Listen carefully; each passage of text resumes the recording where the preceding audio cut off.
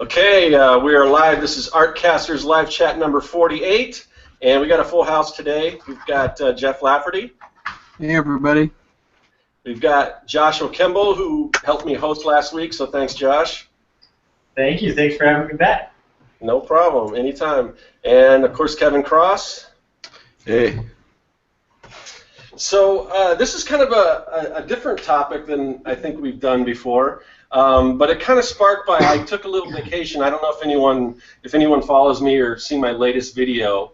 I took a trip down to LA. I met up with Kevin, and we went to the LACMA, which is the Los Angeles County Museum of Art, I think, something like that. But they had a Guillermo del Toro exhibit, and it was basically his personal collection. I'll show you. So this is the book I got. I'll show this real quick just to kind of get an idea. So that's Del Toro's house. Now a lot of this stuff he had like on display at the exhibit. Yeah, like that big ass Frankenstein head was there. That was there, and that's like as big as a person almost. It's like on a staircase. But I mean. It's really amazing, and if you guys have a chance to look at my video, and also, I probably shouldn't pitch it too much because it's probably going to be a while before Kevin gets it up, because it took me almost like 6 or 7 hours to edit all that footage together. So yeah, and I'm still trying to catch up on like what happened last month with stuff I recorded. Right. So it's gonna be a while. Eventually, Kevin will have some more footage and stuff like that, and but it was really awesome. I mean, there was I don't even know like where to begin other than if you heard my video, but just so much original artwork and just stuff that we were fans of, and then of course he was a fan of. But what it kind of was, it is almost this history of who he was, just based on what he had in his collection. Sounds like he's dead. No, he's dead. No, I mean, but it's tonight's very special episode is in remembrance of Guillermo del Toro.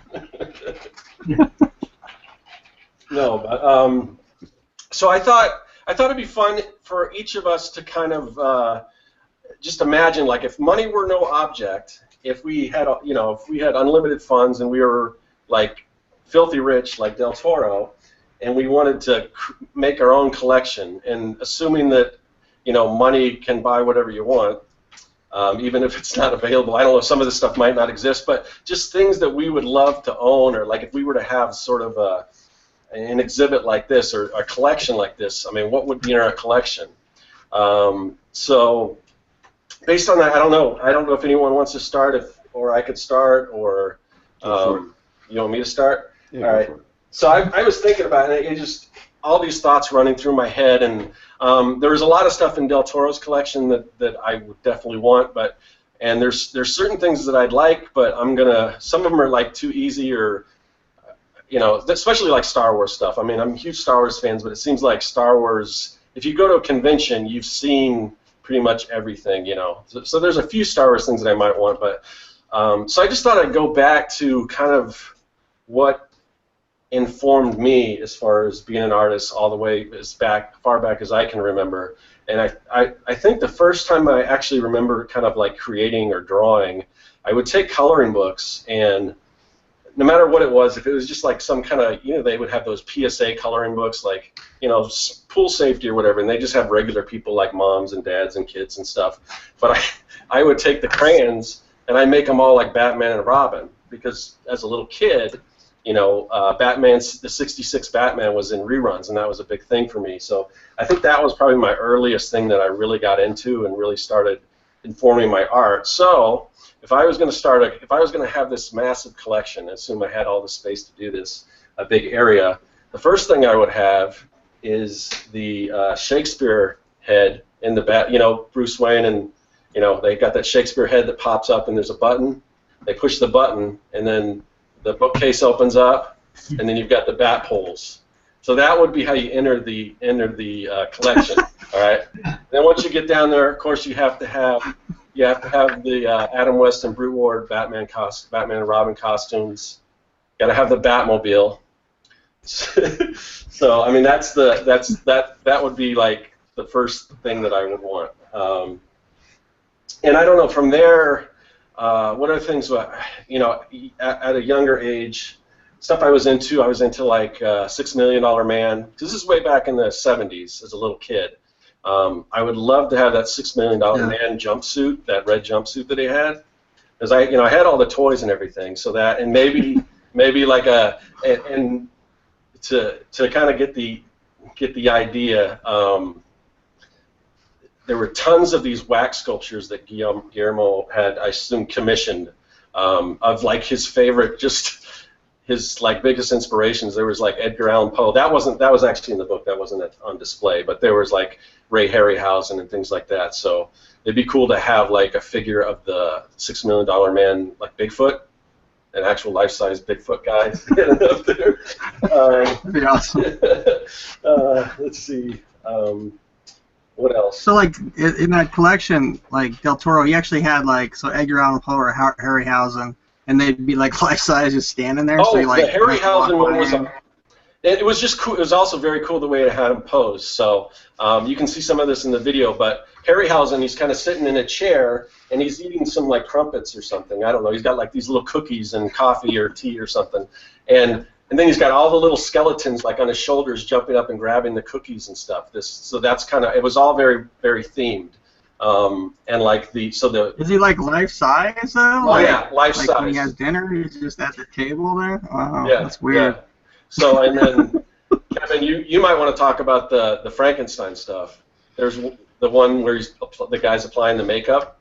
Oh yeah, yeah. I mean, they even have like there's a famous picture of Boris Karloff where he's getting makeup for that first Universal Frankenstein movie, and he had that photograph recreated in wax, and it's like super realistic, and so it's kind of gross because it's so realistic that like the hairs on the arms and everything, it was like, wow, it was such a trip, man. Like these were like really, really like well done.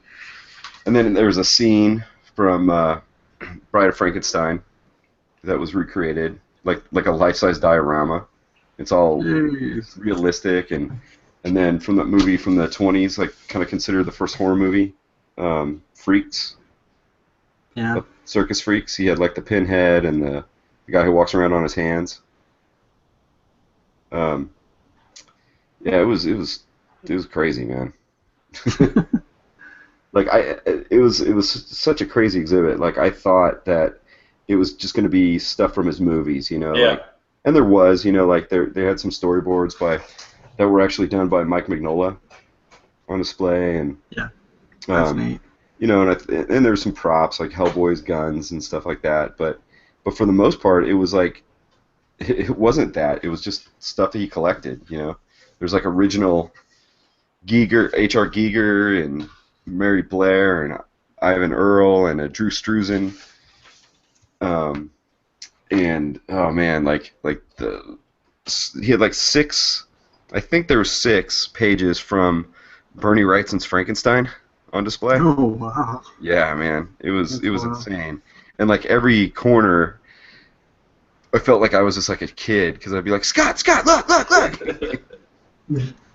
And then Kevin's camera cut off, but I picked up a bunch of footage, so I tried not to talk about too many of the things that I know you wanted to talk about, so like a lot of the Mary Blair stuff, I left that out because I figured you had more to say about that, but anyway, so back to my collection.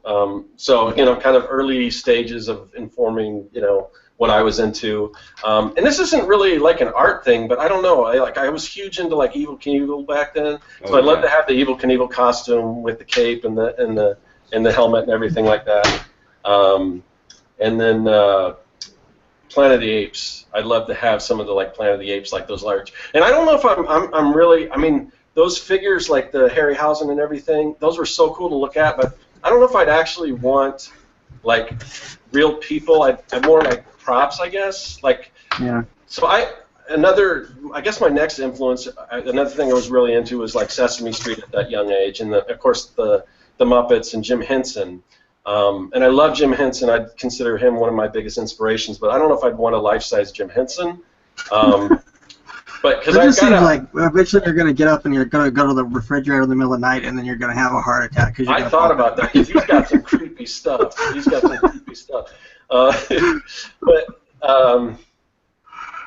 But as far as like, because I've got a like really awesome portrait of Jim Henson that Jay Ferguson did for me, and that's enough for me, I think. But as far as like I want props and things. I'd love to have like one of the actual like the Kermit the Frogs or or like a Super Grover or something like that. Or then if you even go on beyond that, like I'd love to have stuff from the Dark Crystal, like a Sketsy or like a Fizzgig or something. Yeah.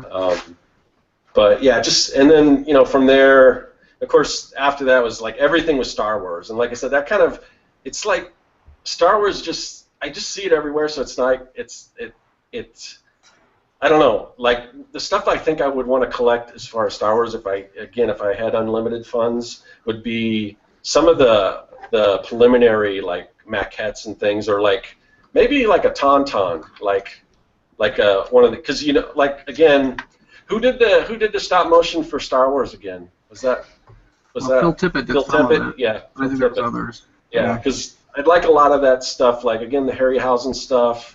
But I'd like to have one of like the actual Tauntauns, like with Luke the dummy and everything on it. That would be cool. Or some like Ralph McQuarrie paintings, especially that one with Luke Skywalker where he's got like the mask on, the breathing mask, and he's fighting that early Darth Vader. Yeah. That kind of stuff. But I mean, you could say, oh, I'd love to have like a giant Boba Fett or something, but you see those cosplays all over the place, so it kind of takes some of the like wow factor out of it for me, I guess. So, of course, I'm acting like this is like a real thing, like this is ever going to happen. but so from there, I mean, like I was thinking, well, stormtroopers are cool, but again, you've got all those stormtroopers. So I was thinking, instead of a stormtrooper, I think what I'd want is like a Cylon, Centurion with the light, with the eye and things, because you don't see those as much, Man, so, I want Imperious Leader. Imperious Leader, yeah. A giant full size where you have to like look up to them and everything. Yeah. Or like robots. I'm thinking like robots, like maybe Maximilian from the Black Hole. Oh yeah. That would be cool. I'd take a Robbie the Robot. Oh yeah. Who was the one from Forbidden Planet? Robbie the Robot. That's Robbie. What was the one from Lost in Space? It was like X-13 or something like that. Okay. I guess I had those flipped. All right. Yeah, Robbie the Robot did show up on Lost in Space, though. Oh, he did? I didn't know that. Yeah, he showed up all over the place for a while. You put that much time into a robot, you want to get your use out of it, I guess. That's right. Those days. But then I was thinking creatures, just because I love Frankenstein, but just since there was so much Frankenstein stuff there, I'd like to have like an actual like a Gillman, because I think that's one of the best like creature designs. I'd love to have like a xenomorph from Aliens, life size, and maybe even a face hugger. The Thing, I'd love to, from the Thing, like some form of that. You don't want any of that stuff in your house, though. Well, you don't want any of that stuff in your house. The Thing is pretty grotesque. Well, I'm thinking. Well, remember, he had something from the Thing, some prop. Yeah. Oh, he did. I didn't. Yeah. I don't know if I saw that. No, but remember. I take my bat pole down to like a basement, so it's not always there. Right. I go down. This is how it's set up. Please come down to my menagerie. And then I'm thinking. So I'm thinking Harryhausen, what I would want. I think I'd want the Calibus. Remember, like when they showed the whole in Clash of the Titans, because like whenever they show close-up, it was an actor, but when it was by himself, he was like stop motion. So I'd like that guy. I had the action figure that, and I always liked that. Me too. I thought that was really cool. Yeah. And then, so imagine suspended from the ceiling, you've got Bruce the shark from Jaws, in whatever shape it's in right now, because I think it's like been pretty much damaged and everything. I don't know. What else? I like Twilight Zone a lot. I was thinking some stuff from Twilight Zone, like maybe the Gremlin from the episode with Shatner on it. That would be cool to have that thing. What else? I don't know. And then then I can go into artwork. But I figure maybe we can come back to me because that gives a good jumping off point. So I don't want to take, because I'm sure some of us will duplicate each other. So who kind of wants to go next? I could go a little bit. I mean, like, I wonder if I would be like the kind of guy though if I had like all the money in the world to buy that kind of stuff. I don't know, you know. It's like I have to have like a different personality. Yeah. I mean, I'm like, because I've had a chance to get different stuff at different times, not like super popular stuff, but from artists that I like.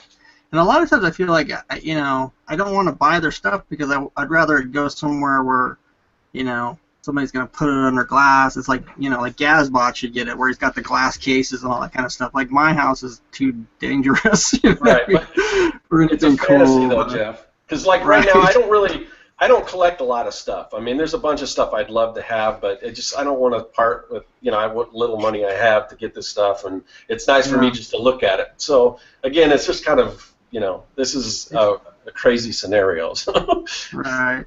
One thing I always thought was really cool that I liked as a kid was like the sword from Conan, you know, like that sword they made him. Beyond that, I don't know. I mean, Frazetta's my favorite, you know, painter. So if I had a bunch of money, I probably would try to buy one of Frazetta's paintings. I think that would be really cool. What would you particular?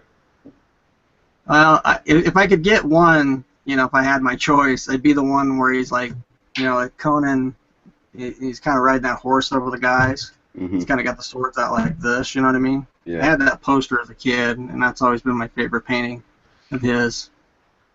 And then, you know, like the other favorite artist would be Drew Struzan, and God, you know, if I could get that, like Indiana Jones, like the third one where he's got the whip on his shoulder, that's always been my favorite Indiana Jones poster. Have you seen a Drew Struzan original up close before? I've seen one, but it was from that movie, or I guess it was just a comic book called Blue, so it really wasn't like, you know, one of the famous ones. But I have seen one of them. Yeah, they had one. They had one at the exhibit. It was Pan's Labyrinth that he did, and I'd never seen it before. But it was so cool to get up close and just see the detail and everything. Yeah, I bet. Yeah, it's crazy. Like, you see a lot of artwork because, you know, that's what we do. So of course you see it. But so that sounded stupid. But when you see it like in person, it's like completely different in a way. Yeah. Because you see the artist's hand, you know, and you get a little bit more insight into their technique a little bit, and it's super inspiring, that stuff. Was Struzan's poster, just out of curiosity, did you get that feeling of it like being different than what you've seen it in print? Well, I've never seen that one, but from like seeing his stuff, you know, it's like, you know, I guess we follow artists that we like so much that we, you know, we're kind of aware of like their technique a lot of times, but it just like reaffirms it, kind of. It reaffirms it, and it's like better. It's like so much better, like in real life, you know. The only thing is it's behind glass, of course, so you know, you couldn't, like, there's a little bit of reflection, but still, I mean. Some of that stuff wasn't behind glass, which was crazy. Right. Yeah. Well, there's, you know, there was probably a, what do you call those things, velvet rope or something. Well, I don't even know if they were that. No, they had a little black piece of tape on the ground that was like 6 inches away from the wall. Yeah. And like even like there was that, like, you know, Gothic painting from the 1700s, you know, and that was just like, hey, go ahead and touch it. Yeah. You know. And it was just so cool that they allowed us to film in there. I couldn't believe it. You know? Yeah. Although I did get in trouble for reaching my hand in towards the Frankenstein diorama. Oh. Yeah. As far as like other stuff, I was thinking like, I mean, a lot of artists would like to get stuff from, but I don't know if that's even like that crazy, because like, you know, like Mobius was like one that I never could really, you know, even get to see any of his originals really. There was originals there of Mobius. Yeah. And like stuff that didn't look like it must have been early stuff. It was like a little more cartoony that I had never saw.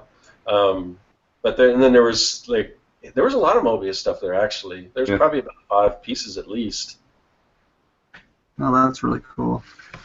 Yeah. I don't know. Well, how about somebody else go? Because I can't think of anything else. I guess I have simple tastes. Yeah, I mean, I would steal those, like, Bernie Streisand? What? Bernie Streisand. Bernie Streisand. Barbara Streisand. Yeah, I want Barbara Streisand.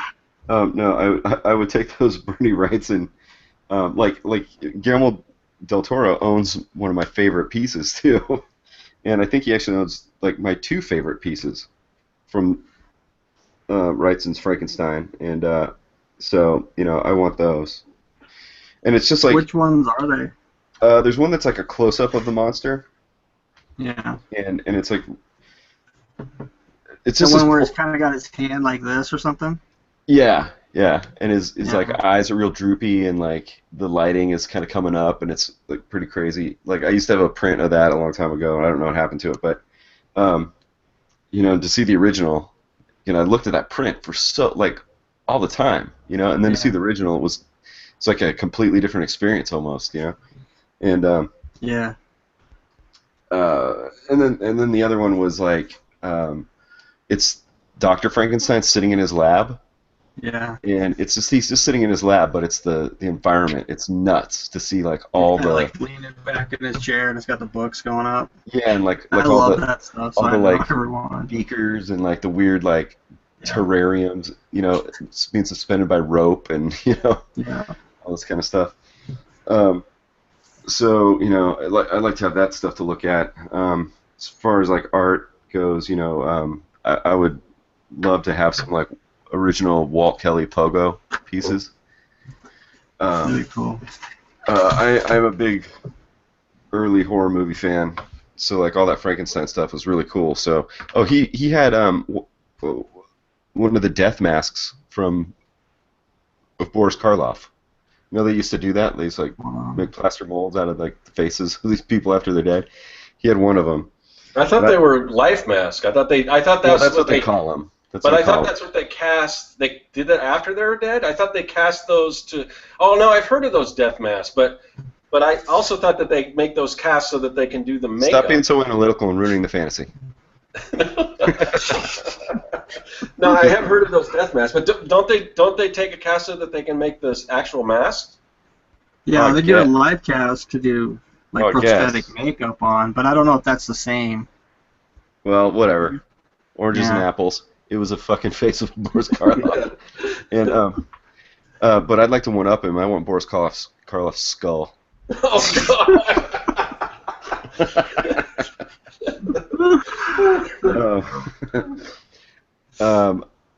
I would like to also have. I wouldn't mind having if we're talking lifelike wax dummies. I'll take a Raquel Welch from 10,000 years. Okay, so I didn't think about that. 10,000 BC. That'd be awesome. No, Scott touched on some of like the big things that like really influenced me as a kid in the 70s. Planet of the Apes. So I wouldn't mind having like Cornelius's mask or something, and the $6 Million Man stuff, and but something that I thought of when you mentioned Evel Knievel, because I was a big Evel Knievel fan too. I think you just had to be if you were a kid in the 70s at all. Yeah. But there was a guy who, you guys here will probably remember. Younger people might not, but he was a Canadian version of Evel Knievel, and Marvel Comics actually did a comic book about him, The Human Fly. And oh yeah. And like the tagline on the comic was something like I'm not going to get it right, but it's like the weirdest superhero ever because he's real. And like you can I didn't YouTube. realize he was real. Yeah, you can go on YouTube and see some of his stunts. That's wild. Like him standing on top of a fucking passenger airliner flying through the air. I mean, he's like roped in and stuff, but it's nuts. So yeah, he was real, so I wouldn't mind that costume. Being in the 70s, we had a lot of like 1960s reruns on TV because there was I didn't find this out until like years and years later, but there's a huge writer's strike for a long time. So that's why if you're a kid in the 70s, your pop culture is mostly 60s culture as far as TV goes and stuff.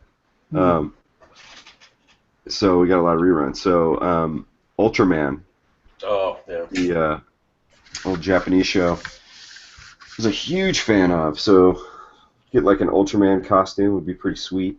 Who was the other guy that they ran? Like when I was living in California, they would do the thing. Was it Spectre-Man? Spectre-Man. Yeah. It is Spectre-Man. But God, there's so much art and pop culture stuff I would like, but music played so important to me and played such a big part of my life that there's things like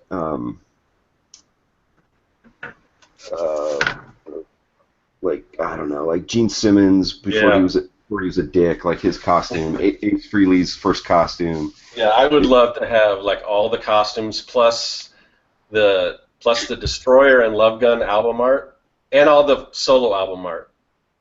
Yeah, and then I also want their skulls. But, and then there's like bands like the Misfits. Like I would like some of the instruments that they recorded, some of the songs that I really like on, stuff like that.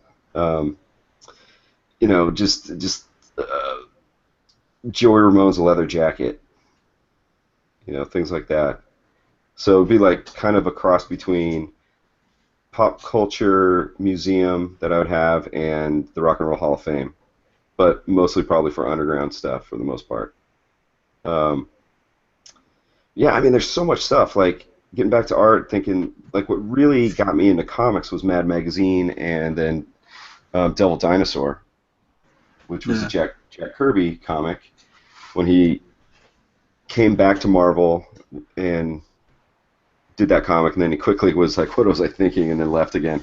But like if I could get like the original to Devil Dinosaur #1, Jack Kirby, I'd be pretty stoked because that, I mean, even if I just see that image now, it just brings me back to going into 7-Eleven with like 75 cents and walking out with a candy bar and Devil Dinosaur #1.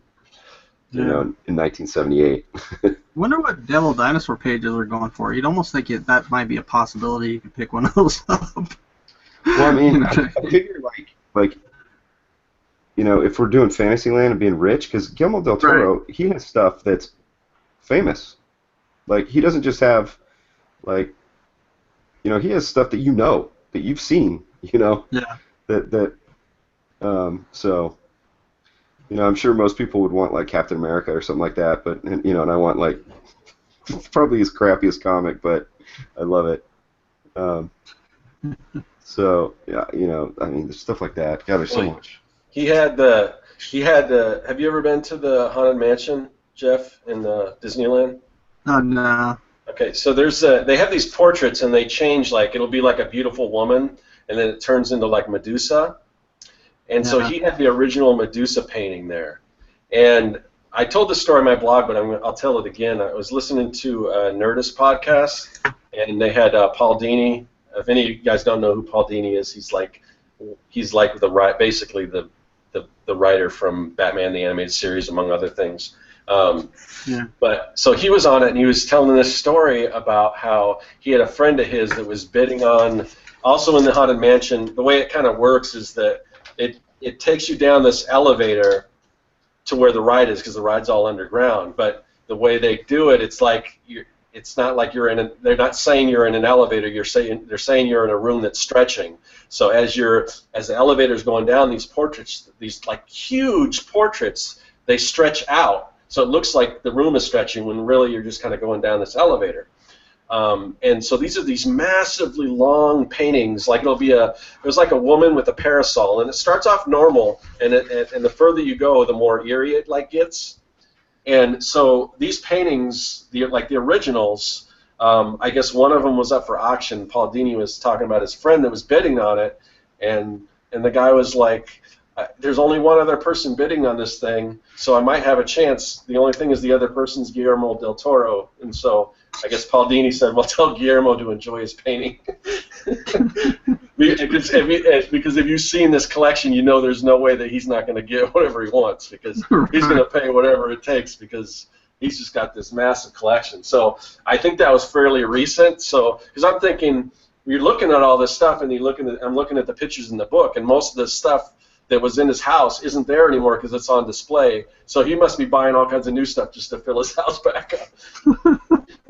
Yeah. That is wild. I just thought about Frazetta piece that I want. And the reason why I asked Jeff, why I asked you what piece you want. The one piece from Frazetta that I've always loved is the Egyptian Queen. That's the one I want. Anyway, something in the chat? There's a bunch of stuff somebody brought up, just they're like naming off their own stuff. Somebody said Jumbo Scheme original pages. Oh man, I take some Conan pages for sure. That's pretty awesome. I have in one of my sketchbooks, I have when I was out in San Diego, he did a sketch Conan had for me and signed it. So that was really cool. That's right. I've got a little Jumbo Scheme art. That's my art collection. Is just like that book I used to take around with me. That's cool. Yeah, as far as like original artwork, I definitely want like something from Wrightson, but there's like I just found this. I've been looking all over for it, and I couldn't find where I put it. But he did a Spider-Man graphic novel. It was called Hooky. So I finally found it. I opened it up, and it actually had the autograph of the author. So I'm hoping if I ever see, because I don't really go after autographs a lot, but since I've already got the author, if I ever do see Wrightson at a show, I'd love to have him autograph it. So I have both. And it's probably not like his best work compared to like the Frankenstein stuff, but there's this creature in it that is really like John Carpenter's Thing, and the way he rendered it. The only thing is it's in color, but I would love to see like the black and white of those, because I'm kind of more into like black and white in most cases. But I'd love to see what that black and white artwork looks like on its own, and there's kind of the spread in the middle. I'd love to have that piece. That was pretty cool. Yeah, that's a pretty cool. I mean, I have a graphic novel. I don't know if it was a comic at one time, but that's a pretty cool book. Yeah. What else? Like, I don't know. I'd love to. The thing that drew me into comics that got me was the Alpha Flight number 12, where like Guardian died. So that last panel with that reveal. I'd love to have that. Spoiler alert! God. Spoiler alert for a comic that's 40 years old.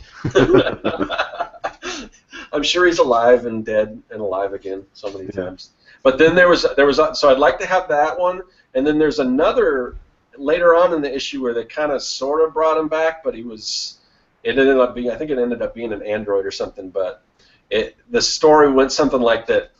I don't know. Aliens abducted him before he blew up, and I guess they couldn't tell the difference between his suit, which, and if anyone knows this character, he's kind of like sort of like an Iron Man, but his suit was like form-fitting, so it was, it just looked like a regular superhero suit, but it gave him special powers and stuff like that. And it was the Canadian flag. Yeah, well, that was the look of the suit, but under the suit was kind of all this electronic type, real tiny, nanobots or something like that. I don't think they had nanobots back then, but the story anyway. So the story was that the aliens abducted him and they tried to put him back together, but they couldn't tell what was really him and what was the suit. They couldn't differentiate that. So there's a reveal that they showed him and he's all kind of like cybernetic. Half of him's real, half of him. And I kind of like that one too. So I'd like to have both those pieces, because that's the book that kind of drew me into comics. I mean, I had some comics before that, but that's when I really started like collecting them and stuff. And so I'd like to have that. And those are both John Byrne pieces. And then some I'd like to have some early.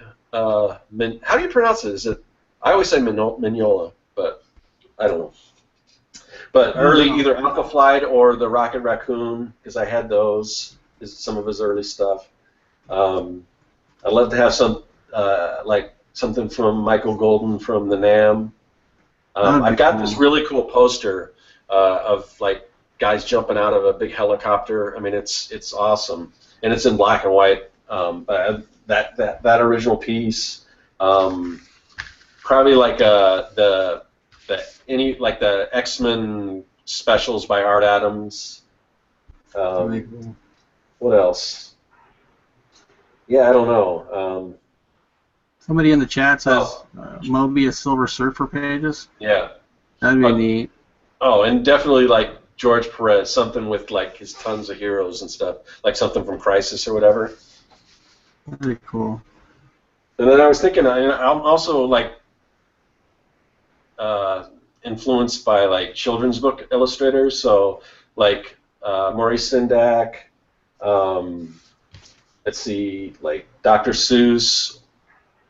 Or Shel Silverstein. I'd love to have Shel Silverstein because that's kind of personal to me because that's like the one series of books, like his poems that I've read to all 3 of my kids and they all love it. So, you know, it's like I'd love to have a piece from him. But yeah, I don't know. That's cool. Did you have more, Kevin, or you want to go on to Josh? Or? Yeah, I mean, there's just so much. Yeah. But yeah, let's give Josh a turn to talk. I would probably want some original stuff by George Harriman, like Crazy Cat pages. It'd be like almost impossible, but that'd be cool. That's pretty I'd like to get any Winsor McKay stuff. And it turned, I guess, didn't they have like a Gertie? Yeah, they had a Gertie, one of the key frames. That's crazy. I guess the whole thing is keyframes, but yeah, they had it. Or like an original Gasoline Alley strip would be really cool. I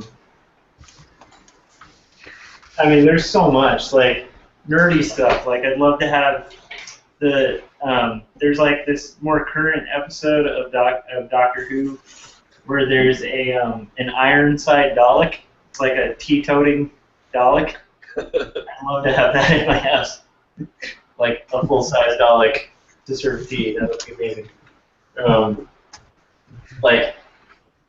I mean, there's just, it's such a difficult one. Like Albrecht Dürer. I'd love like an original print by Albrecht Dürer. I would like the Four Horsemen from Albrecht Dürer.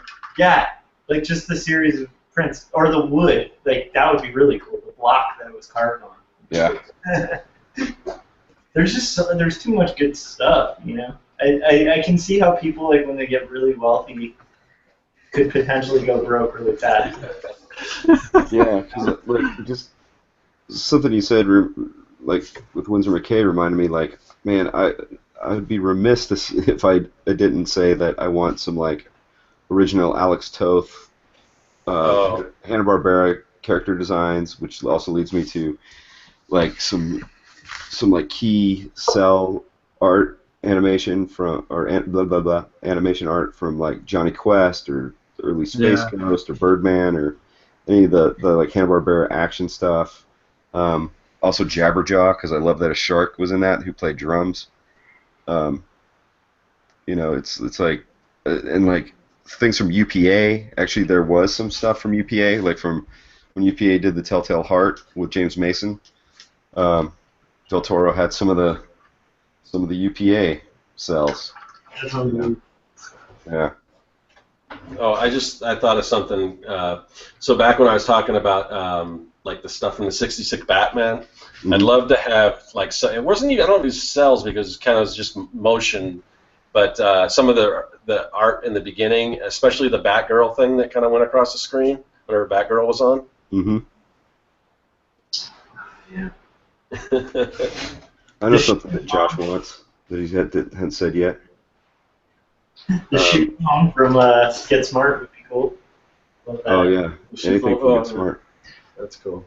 Agent 99 Skull.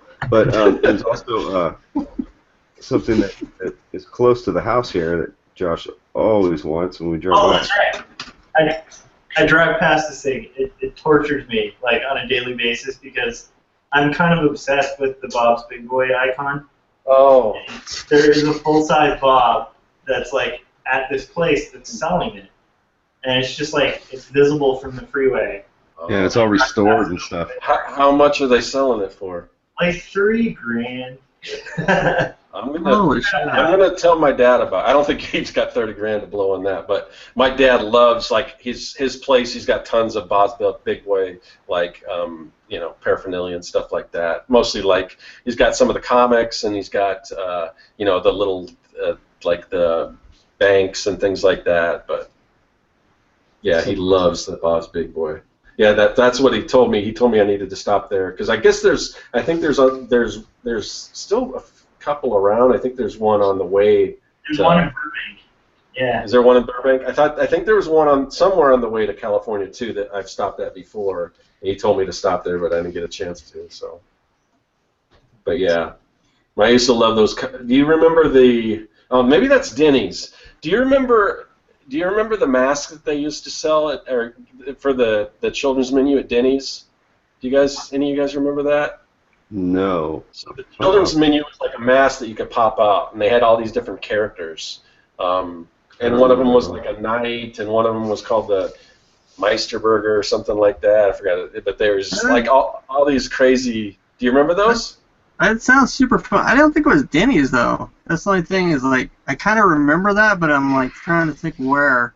I thought it was Denny's. Burger King have something or anything like that? Well, Google. Yeah, Burger King had masks and they had the Burger King like hats and stuff. But I definitely know that Denny's did too. I'm gonna have to like Google that and see if I can track any of those down, just pictures of them. But yeah, I remember that stuff. But if you go back into stuff like that, like old toys and things like that, I mean, man, I would love to have like every Mego ever made, every Mego doll, especially like the superhero stuff, because I had a lot of that.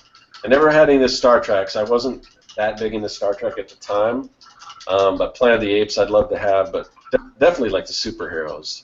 I've got like one that I found at Goodwill. It was like in a bag with a bunch of stuff. Has everything but the helmet.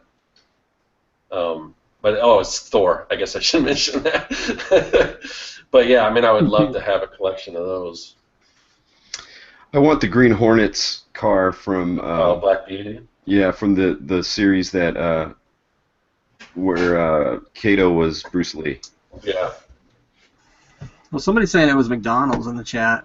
I'm sure a lot of them had it, but I know for a fact Denny's had it. McDonald's had that. I would like to have a recreation of the playgrounds how they used to be. Oh yeah. With like, the Mayor McCheese, that you walk up into, and it's like, and the Fry Guys. The funny thing, also in that bag that when I bought the that thing at Goodwill with the Thor in it, there was just a bunch of other junk in there, but there was sort of a partial Captain Cook from McDonald Land, but it's weird. My relationship with McDonald's is kind of weird because I love all that kid stuff. I love the dolls and stuff, and I love the playground, but I hate McDonald's food. Even as a kid, I wasn't a big fan of it, probably because my dad always hated it. But I don't know, but still, I'd love to have like that would be awesome, Kevin. That's a good one to actually have that playground. Yeah, because there was how they made the Hamburglar, in the last 20 years or whatever, where he looks like a Cabbage Patch Kid. Yeah. I like the Hamburglar, like when he was on this, he used to be the swing set, he used to hold the swings, and man, he was so creepy looking back then. And I always like horror movies and creepy shit, so that's my favorite Hamburglar. And then the trees with the faces with the apple pies. Yeah. I want that. Okay, I found the Denny's mask. I'm going to put it on my screen here. So these are the masks. I'll click on. Here's the night one. Oh, I don't. Oh, you know what? I do remember a couple of those. You see that? Click on yourself, dude. Yeah, like I remember the robot. $10 on eBay. Remember the robot one? Yeah, I got the robot one. Hold on. Here's a robot one. Crazy. You guys remember these? They're kind of small, the pictures, but anyway. But you can Google that. Yeah, I do remember a couple of those. I would really like the sculpture of Mr. Toad, that people will usually like they ended up moving his hand later because people would put cigarettes in it. The one from the ride, you mean? Yeah, that would be awesome. Yeah, we were actually just talking about that here, and I was talking about how I wanted to steal it. Yeah. Because what was my excuse? Because they don't have Mr. Toad T-shirts. Yep. But I mean, like, we were even talking about, like, my wife and I were talking about how we could potentially build one. Like, we just, we really like the animation, great, character design's great. There's so much cool stuff. There's just yeah, like I would really like. Speaking of that, is like the Mary Blair concept art from the Sleepy Hollow. Oh yeah. Ichabod Disney short, which they had some at the Del Toro exhibit. Which is they had Sleepy Hollow? I don't. Yeah. Oh yeah, I remember. Yeah, they did. You don't remember me freaking out? Yeah. Yeah, that was the one. I was thinking the Sleeping Beauty stuff, but yeah. Oh yeah, I was freaking out over that too because Ivan. That's why. Well, I mentioned earlier, and I don't know if everybody who was listening when I said Ivan Earl, if you caught that and said, "Who the hell is that?" Amongst other things, he did. You know, he did a lot of like background paintings and concept stuff for Disney, but the backgrounds for Sleeping Beauty are some of the most amazing paintings I think he's done, and I would love that. Yeah. Especially like around the dragon scene and the thorns and all that stuff.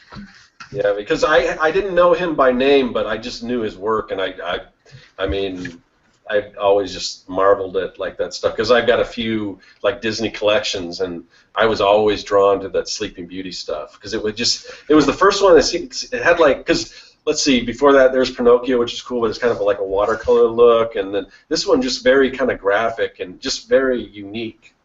The Sleeping Beauty stuff. Yeah, well, he's like one of the him and Mary Blair are like one of the kind of, I don't know, mother and father or forefathers anyway, however you want to look at it, of like the whole little cartoon modern mid-century kind of cartooning and, you know, bringing in abstract into realism and stuff. Like, I mean, do you remember when I freaked out when we saw those big Ivan Earl paintings? Yeah. And I scared that family. Oh, it was awesome because we turned the corner and I was all quiet, and then I just shouted his name, Ivan Earl. I just couldn't help it, man. I was like too stoked.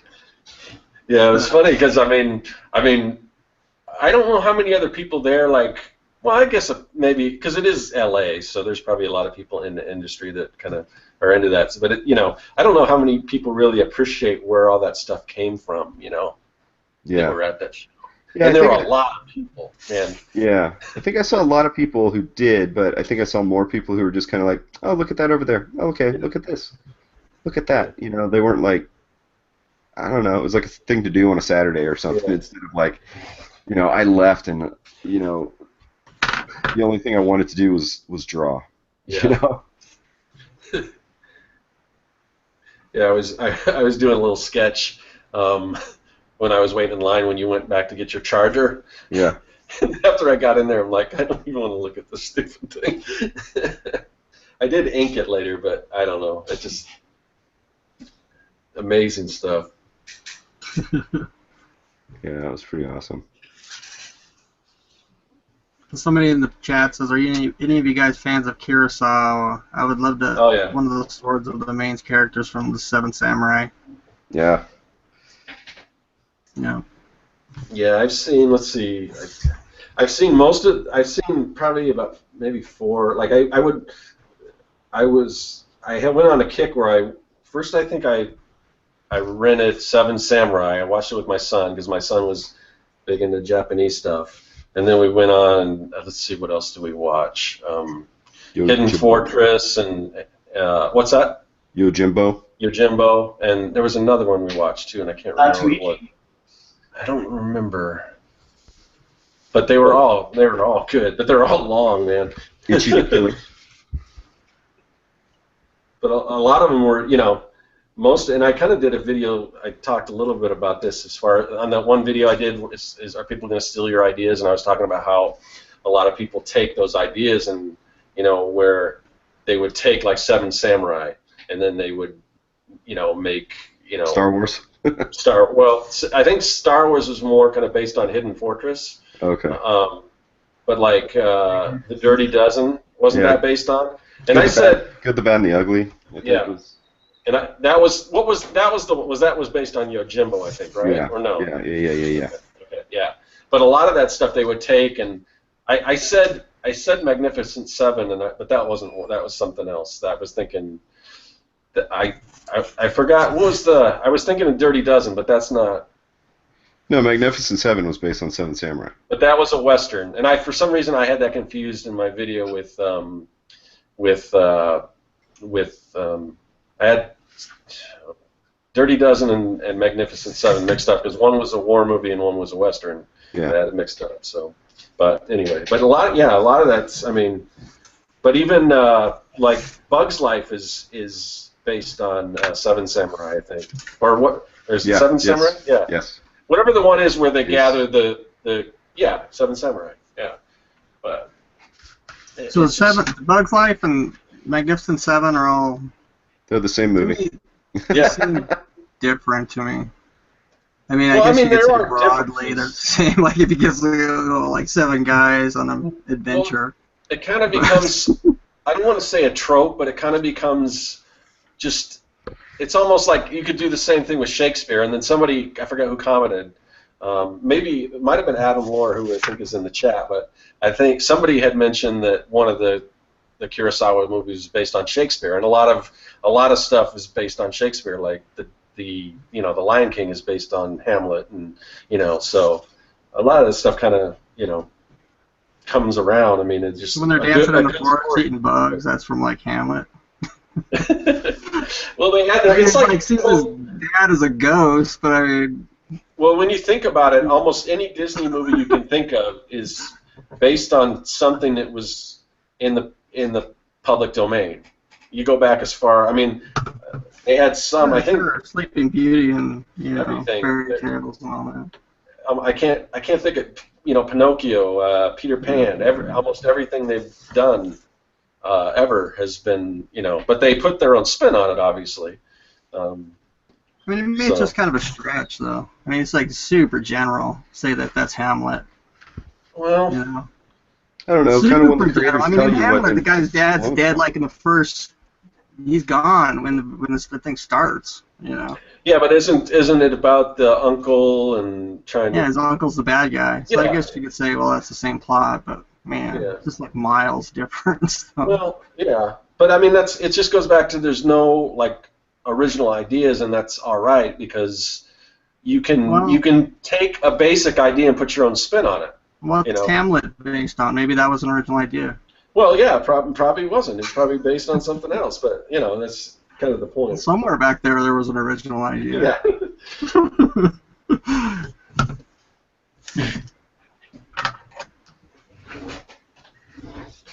Shut the conversation down. Let's see who's talking. Sorry, I didn't mean to shoot down your that's all right. Silver Samurai idea. It says, those movies take commitment to watch. Yeah, that's, I think, my deal with Kurosawa and all that. It's like, I've tried to watch those movies, and, I know that, you're not a film. I don't know. It's like the thing you're supposed to do, but, man, I can't get through them. I cannot get through them. I don't care if, that's what Star Wars is based on or not. It's like, I like Star Wars better. I got through them, but sometimes it took me a couple days. I'd start watching it, like start watching it late, and then have to watch it the next day. But it took me 3 days to watch Yojimbo. Yeah. And it did feel like a homework assignment because I felt just like Jeff's saying, I was like, I should watch this. Mm-hmm. I enjoyed them. Yeah, they're good stories, but God, do they take a long time to get to where they're going. And they're all like that. I mean, they're all long. But it's just like when I was a kid, I used to watch, sometimes on Saturday afternoons they would have an afternoon movie, and it would be Universal monster movies and stuff. And I remember as a kid, thinking that I loved Bela Lugosi's Dracula, and then fast forward to many years later, and the there was these box set kind of things with all the different monsters that Universal was doing, and they kind of look like hardcover books a little bit and stuff. And I got the Dracula one, and god damn, that movie's boring. Yeah, Dracula is my least favorite. It's so boring. And just I don't know, just in general, I'm not like a huge vampire fan for whatever reason. You know what's good though is actually at the same time and on the very same sets at nighttime, they were filming a Spanish language version of Dracula with different actors, but it's from the same script, and that one's good, which is weird because it was being filmed at the same time from the same script, but somehow the Spanish actors and crew and cast and whatever.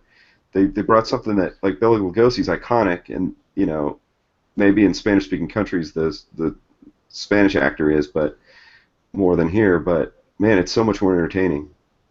I want to know what that movie was that they were showing that clip of with that luchador guy with the... Oh, my God, that was so good. He's fighting vampires.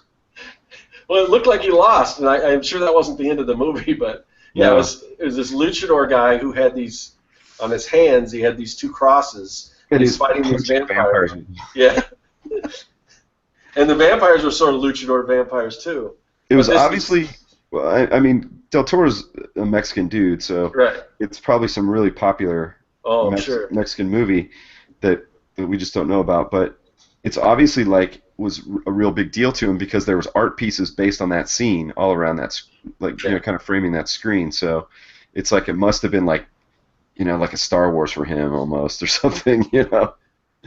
Yeah, and it's kind of weird because I think that's kind of what gives somebody like that sort of an advantage, or even like people that go deep, like a Tarantino or something, where you see where his influences come from. Because me, it's like it's the same stuff everyone else in my age was into, you know. Like Kevin and I were into a lot of the same stuff, so it, you know, our artwork's different and everything, but I think if you find source some of material those, is the same. yeah. So that's kind of weird. But when you see stuff like from other countries or stuff that they were influenced by, and you see, you know, it's the Hammer and Universal Monsters plus this other stuff that you hadn't seen before, and what comes out of that. So somebody in the chat said, "Has anyone seen the Turkish Star Wars?" Does anyone know what that is? I've seen clips of it on YouTube. Turkish Star Wars, wow. Yeah, basically what they did is they took the original Star Wars movie and they used it as a backdrop, and they like tried to cash in and redo the movie, sort of, but a lot of the scenes that they use, like so if there's like a, you know, X-Wing versus TIE Fighter fight or something like that, they'll take that scene and have it as a background and and the actor will be sitting in front of it as if he's flying a spaceship. But a lot of times the footage in the background is reversed, so it's actually going backwards. That's wild. I heard about that, and then I think I forgot to check it out, but I'll have to. I'll look it up after the show. Yeah. I was disappointed just to find out today that or maybe not today, but last night that the Turkish Spider-Man that's a spoof to make, and somebody made it look like it was. Oh, really? I did see that one. Yeah, that's all there is. There's not a real movie. Or of course the Japanese Spider-Man's pretty good too. Well, that's real though. No, I know. Yeah, that's awesome. I even like the Electric Company Spider-Man. So. Oh my God, yeah, Spidey. And it didn't talk, and his web was just a big net that they would throw over somebody. But I loved how it would go into like the comic book panels, like when it started off. That's good stuff. That was probably my first. That was probably my first introduction to Spider-Man. I'm guessing. Well, it was. Oh no! There was the '60s. Plus, it was the '60s one, but yeah. I know for sure that Spider-Man made me feel kind of weird because at that point Ralph Bakshi was directing Spider-Man, and so like it was kind of dark, you know, and I was like 4, you know, when I saw it. You know, yeah, and what I remember was even as a kid, I'm like, this animation is crap, you know, because I'm used to watching like Disney movies and stuff, and it was just that it wasn't the same budget, you know, it was all basically like. Well, and they reuse shots all the time. Yeah. Yeah, it was all budget stuff for sure. Man, yeah. I want to collect Ralph Bakshi. His skull. A lot of Bakshi's old stuff would be cool. Yeah. I mean, Flug stuff from Wizards and stuff. That's always been some of my favorite drawings and stuff. Yeah. And even like just some of the cells from, like the Lord of the Rings, I still love that. Oh, yeah. Or Fire and Ice. Yeah, that's true too. Yeah, I mean, Frazetta's drawings for Fire and Ice, that's like, oh. That's awesome. They use toys for the ships with black cloth and Christmas lights. Yep. Talk about the Turkish Star Wars again. Yeah. Oh, did I anyone? remember I used to, when I would make my own movies and stuff, I just take a black sheet and put pinholes in it, stuff for stars, and put a light behind it. Yeah. That's pretty cool. I never got that ambitious. I'd like animate my toys and stuff, but not make sets and stuff. I tried all kinds of weird stuff. Like, I used to have those. Remember robotics? They were this kind of like a Lego style kit, but they had motors on them. Yep. So and they had like dinosaurs. So I tried to make a puppet out of it. I tried to put clay on it, but the clay was too heavy, so it couldn't open his mouth. So I tried different things with those. I put them under puppets, and I made because we had this playroom when I was a kid, and we tried to make it like a casino or like an arcade. So I wanted to do like a Chuck E. Cheese type thing. So I put the robotics under like puppets and try to make like my own animatronics out of it.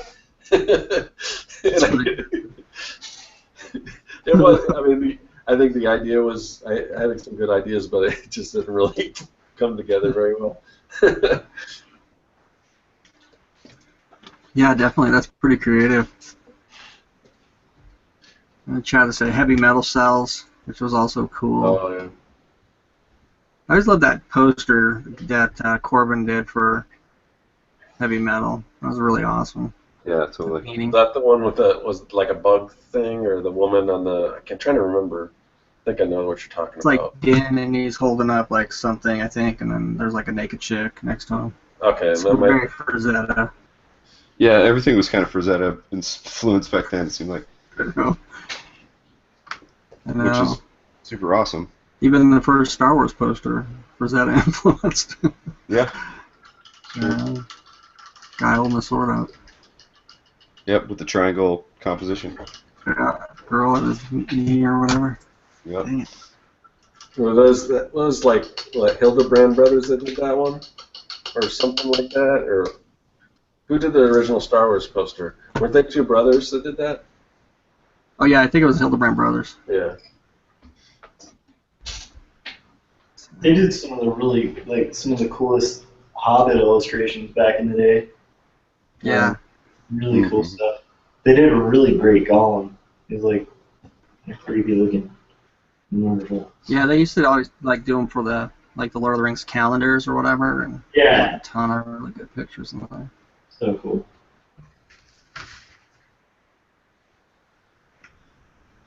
Did they do McCaffrey covers too? I can't remember. Oh, like Dragon Riders of Pern? Mm-hmm. Sounds familiar. Sounds right, anyway.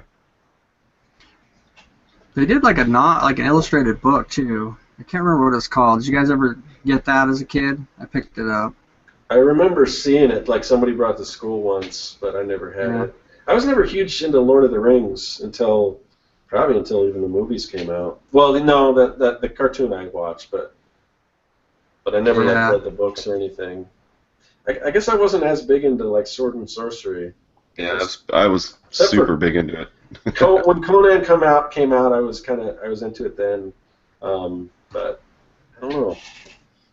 Yeah, I love that Hobbit, the old Hobbit cartoons. Those are so awesome. Yeah, see, that's another thing. Speaking of, because that's Rankin Bass. Yeah. Oh yeah. And that is probably Rankin Bass's finest 2D moment is the Hobbit, because you just look at the animation on the hands in that, and some master animators were working on that. But the stop motion stuff, man, I would take so many of those puppets. They're probably all just decayed and like the Winter Warlock and all the winter guys. Yeah. I've seen some of them. Just around the stop motion boards and stuff. I've seen some that have surfaced and stuff, and usually they are pretty tore up. But then I've seen some where people have got them and restored them and stuff.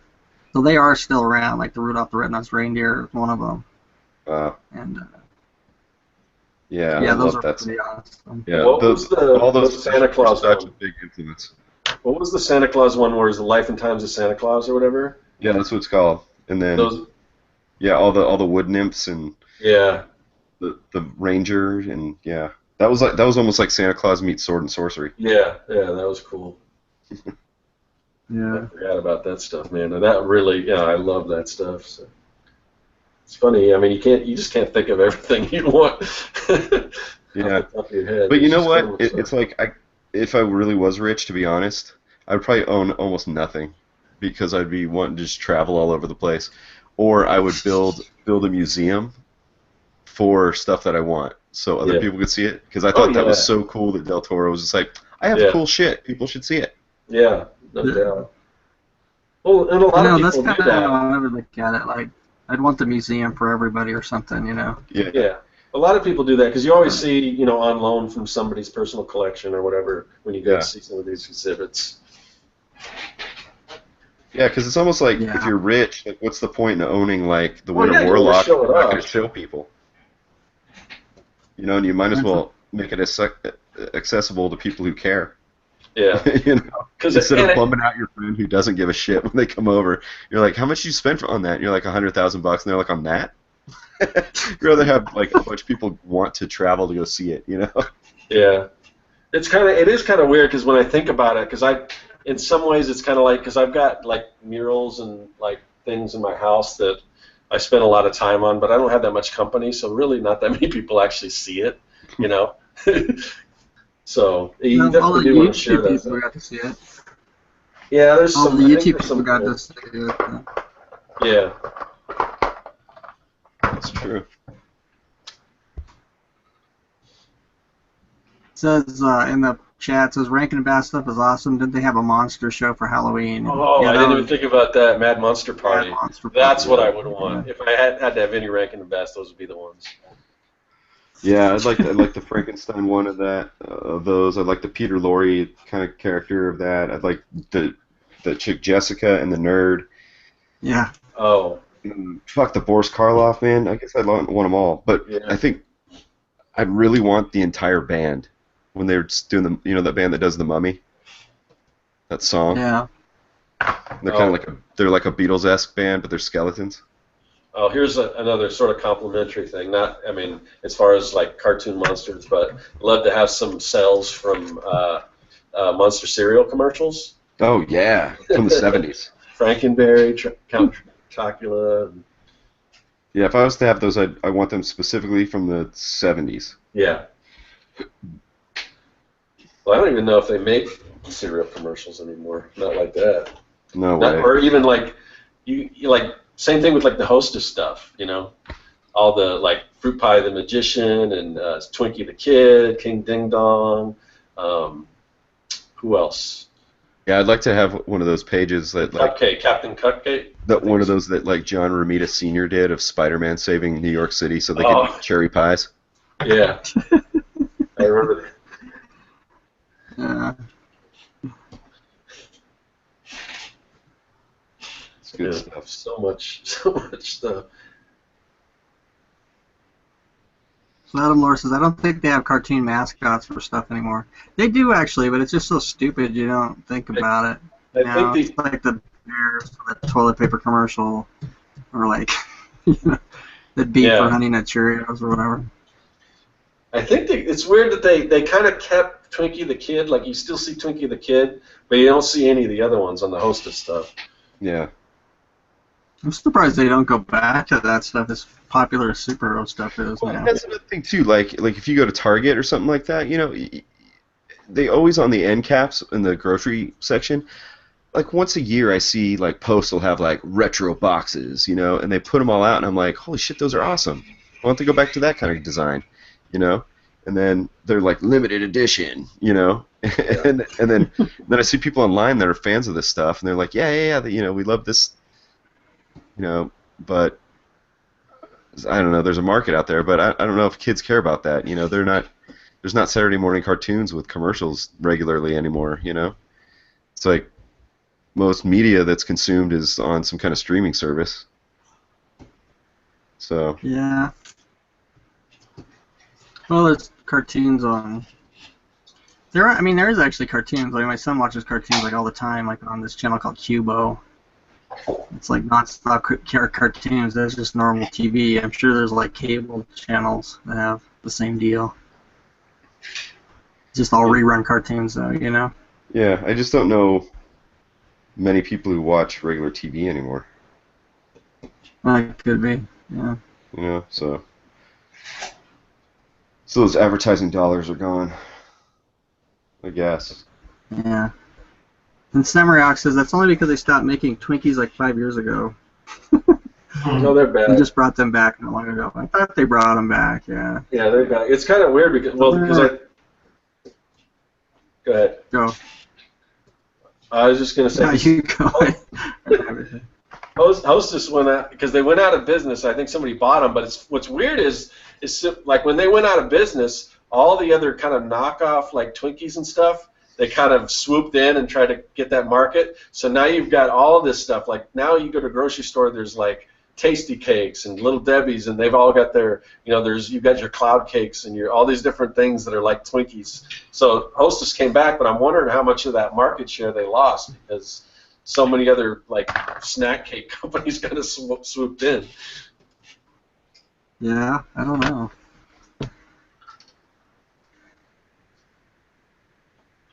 So somebody says I played Brave Star last night. Brave Star, is that a cartoon? That was that cowboy cartoon, wasn't it? Yeah, well, I was just watching a thing on, was it Brave Star or Black Star? Which? Black Star was the one about the split swords. Right, and that was based because that was Filmation, and it was kind of based on Lord of the Rings. Yeah, but that was before He-Man, right? Yes. Yeah, so they were saying it all. I kind of got them flipped because I guess I had Brave Star and Black Star mixed up, but I didn't realize that I thought Black Star was a knockoff because I think after He-Man came out, then like Galoob came out with the toys, so that's what confused me. No, the toys came out before the show. The toys came out before He-Man? The Black Star toys? Before the show. Oh. No. Oh, okay. No, the He-Man toys. Yeah, the He-Man toys were... No, yeah. The He-Man toys came out before the cartoon. I know that. Yeah. But I'm saying I think because the Black Star cartoon came out first, but I think later to capitalize on that, they probably started rerunning it. But I think the Black Star toys came out after the He-Man cartoon and toys. I think. God, I used to want to I wanted to like Black Star so much. God, it's such a boring show. Is it? Yeah, it's such a bum out. Because I was always like hungry for any sword and sorcery type Conan, anything Conan related. Well, Thunder the Barbarian was good. Oh, Thunder the Barbarian was fantastic. I mean, you had character designs by Alex Toth, and then he gets sick, and so you know who they hired? Jack Kirby. You know. So if you go back and watch it, you can tell who designed what. You know. Because it's just these two distinct styles, but it's like chocolate and peanut butter. So good together. Also, Kevin, by the way, that comic book I gave you, that Feature Quest. Oh yeah, I love it. You gotta get the other ones because I on the way back from California, I went to Palm Springs and there was a little comic book store there. It was kind of sorry, but it was just a little store, but they had the issue 2, and it's pretty awesome. It's got Space Ghost and Birdman and Johnny Quest. So yeah, you gotta see if you can find those. Man, I'm waiting for some Mighty Mightor and Frankenstein Jr. Oh, I'm sure. I wouldn't doubt if they show up. Oh my God, that's what I would own. I would own all the cells for Frankenstein Jr. and the Impossibles. There you go. That's all I would do, and then I'd have a museum just for those.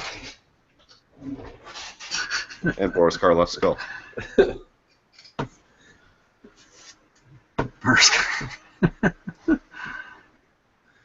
Yeah. Hey, you guys, it's really hot in here. I got to take 5 and get water. Okay. Sorry. Okay. That's all right. Would we just buy like stuff from our childhood, or would there be anything modern? Oh yeah, I mean, I was kind of thinking stuff that from like episode 4 or whatever. What's that? So I want the green screen from like episode 1, I guess. Actually, not 4. the Star Wars. Just the green screen. Because I see what you're saying. It's all just digital. Well, they do have to. I mean, obviously they still create like all the production stuff, like the maquettes and stuff like that. So that would be something to collect. But yeah, that's weird because like a lot of those props are just digital now. I didn't even think about that. I would like Jon Snow's sword, long claw, from Game of Thrones. That would be There you go. a temporary thing. I would totally hang that over my fireplace. Oh, you know what you have to have if you're going to go Game of Thrones is you have to have the actual throne of like with all the swords and stuff. I'd go for that. Yeah, that would be pretty awesome. I haven't no spoilers because I haven't seen the most recent season, but Same it's here. like I haven't seen that throne hasn't really shown up lately, has it?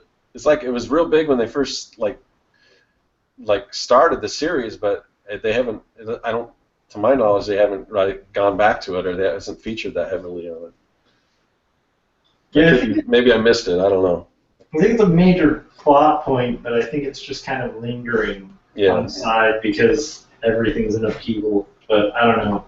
I'm the season behind on it too. So I kind of wait. I don't have HBO, so I just wait till they come out like on DVD, and I get rent them from Netflix. So I do the same thing. Okay. Yeah. So I get a few spoilers, but I try to avoid them. So. So far, I'm doing okay. But yeah, that's a great show. They're really, I mean, if you want to talk about new stuff, I mean, there's just so much like great stuff. Like today, I mean, now is like it's almost like this golden age of TV, even though it's modern.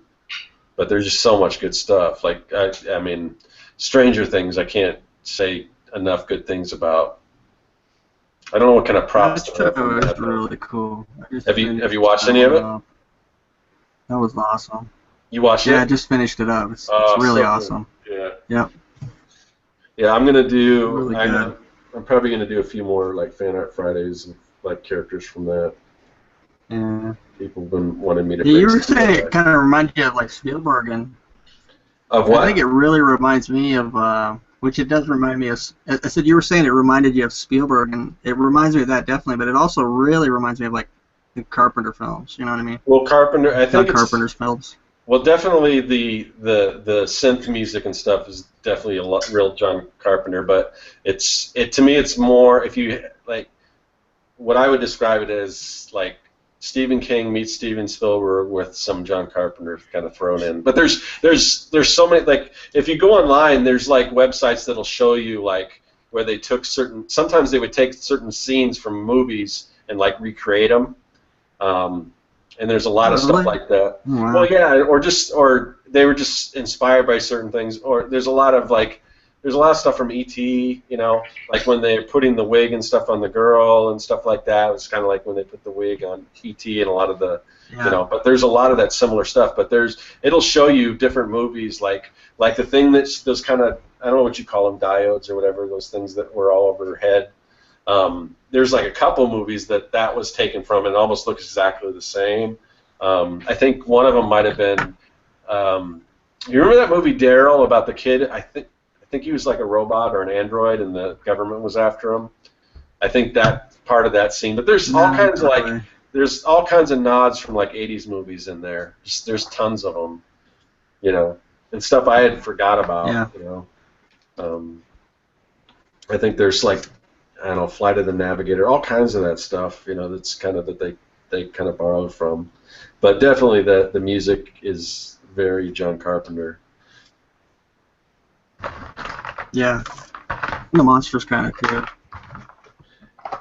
Yeah.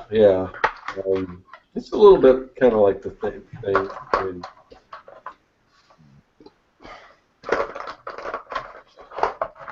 Says somebody in the chat says, I love the series so much. I hope Netflix will put out some merchandise. Oh, that would be cool, yeah. Yeah, the one thing that I always, as far as like collecting stuff, and if you want to go modern, I mean, it's not totally modern, but the modern one I think is probably the best, in my opinion, the best version would be like Mad Max. I just got the Art of Mad Max Fury Road book. Man, that stuff. Yeah. I mean, those vehicle, all that stuff is just so cool. I would love to have some stuff from that. And I've said this before, but if any movie deserved like a toy line, that would be it. And I know it's rated R, but in my opinion, if you watch it, I don't know how the rating system works because it's so bizarre. I mean, I think that could have been rated PG-13. I've seen worse PG-13s than that. But I would. It just. Can you imagine as a kid having those vehicles and the action figures of that thing? That would just be the coolest thing in the world because they're just so badass. So maybe, I don't know if they'll ever do another sequel because what's his name is getting pretty old. But I would love to see a sequel to that and have some toys. I might actually buy those because those vehicle designs are so cool, and that whole. I heard there's a thing that's kind of like, I forgot what it was called, but it's kind of like Burning Man, but it's like Mad Max themed or like post-apocalyptic, desert wasteland themed, where I wish I knew what it was called. I listened to it in some kind of podcast. I forgot what it was. But you kind of go there and you camp out, and then I guess there's these two circles. The inner circle, if you're gonna park there with your car actually has to look like a Mad Max car. They won't. And then there's an outer circle where if you don't want to put that much into it, you can still go, but you have to be dressed like that apocalyptic world look in order to just go to this thing. Yeah. It sounded pretty cool. I have to see if I can remember what it's called, and then Google it and see what some of the images look like. But I remember one year I was at Phoenix Comic Con. These guys came by and they were all like Mad Max out, and they were putting together some kind of like a club where you cosplay like that and stuff. And the stuff looked pretty cool. So that's one I forgot about. It was just such a cool look. I'm kind of glad they kind of revitalized that series. Have you seen Fury Road yet? No, I haven't. It just man. made me think, why haven't I watched it yet? So You gotta see watch it. It's so good. But yeah, that's something that would you could really find some cool merchandise from that. Yeah. For current stuff, I'd like a children's book artist, Weisner. The guy who did Tuesday, and he did I think he did Zathura or something. Oh, okay.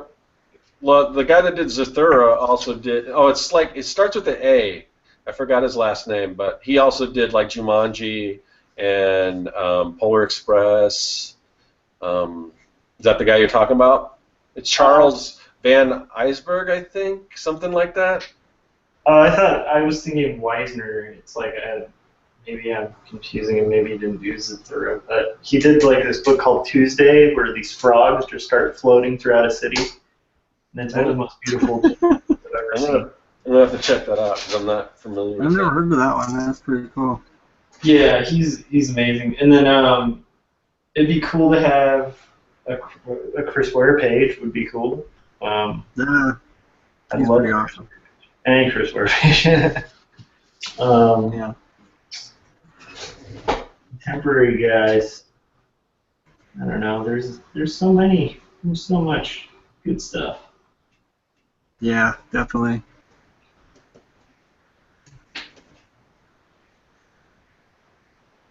I think. Yeah, there's just too much. I'm trying to think who's still using practical effects nowadays. Yeah. Well, Guillermo del Toro, kind of. Yeah. Yeah, that's true. That's the thing, he mixes them. I think the guys who mix them are the best ones. I think, going all one way or all the other is too much. Put the mix on there, and it's the best thing ever. No, I agree. I mean,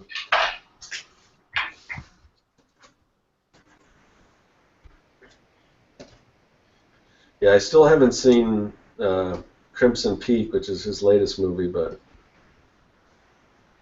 yeah, And I'm gonna have to revisit some of his older stuff because it's been a while since I've seen it. But I keep hearing I think he's gonna do another Pacific Rim.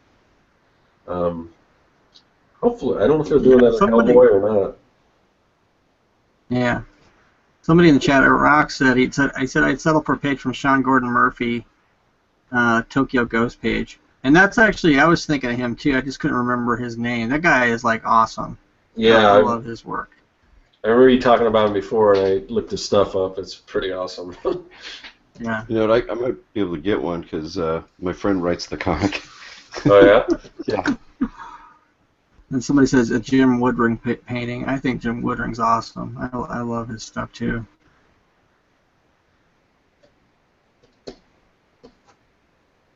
I was reading that a while ago. I didn't realize he was still going, I guess.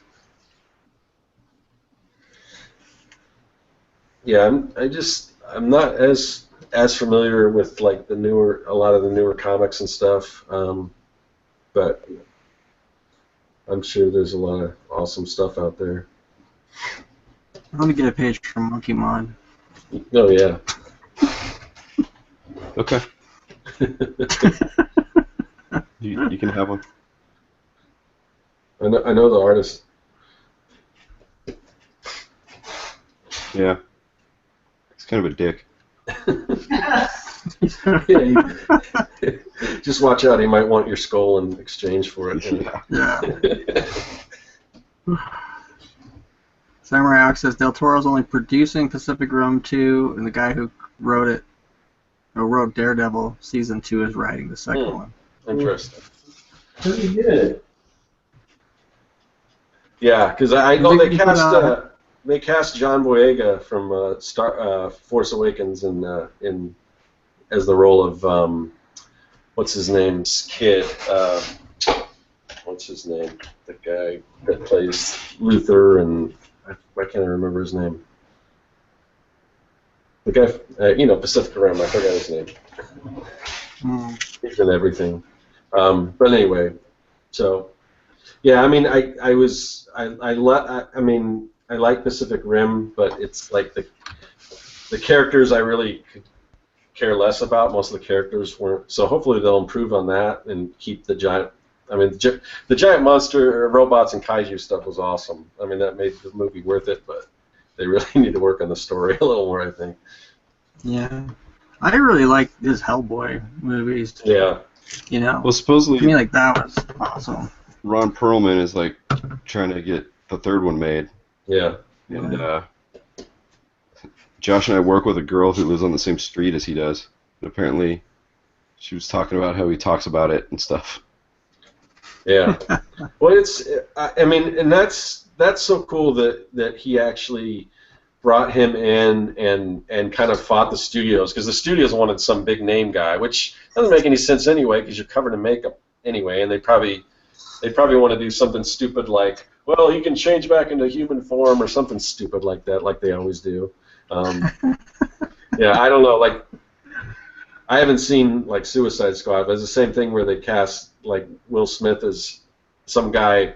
Will Smith, one of the most like charismatic actors there is, and you got to show his face, but they cast him as a guy who wears a mask all the time. Some of these things I don't get. Like when the same thing with Nobody wants to see a Will Smith superhero movie. Well, we already No got way, dude. Yeah, keep it. That's what I said. I don't know. I heard he was good in it and everything, even though I heard the movie was not good. But I don't know. I wish Seen it. I wish DC would make good movies. Look at me. I don't know why. I think they need to hire the people that do the DC TV and the DC cartoons to make the movies, because I don't know. That's the stuff I like. Yeah, me too, actually.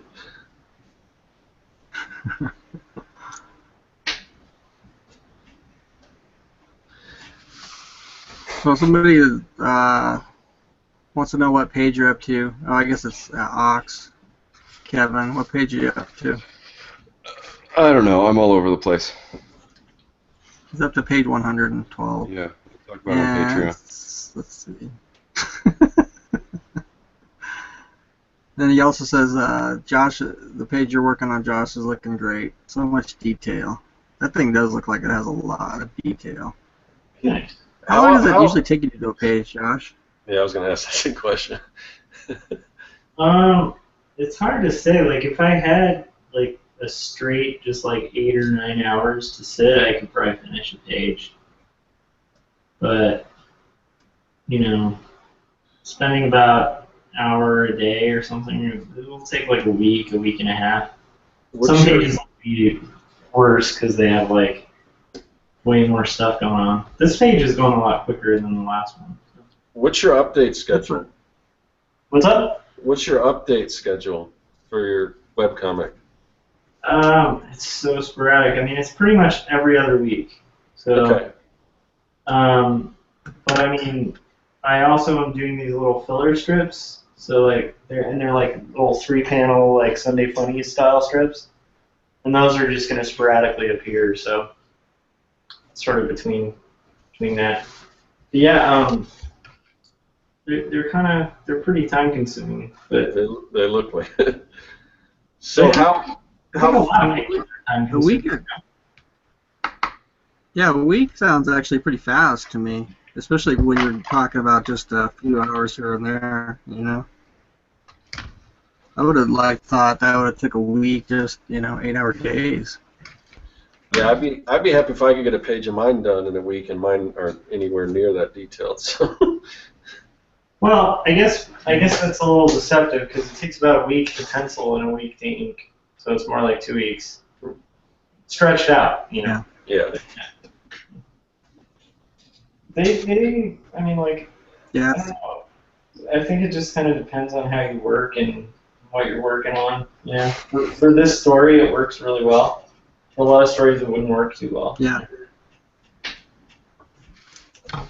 I mean, just to hang in there. I would have a hard time hanging in there with just like a minimal time, which I know you guys probably struggle with too, but just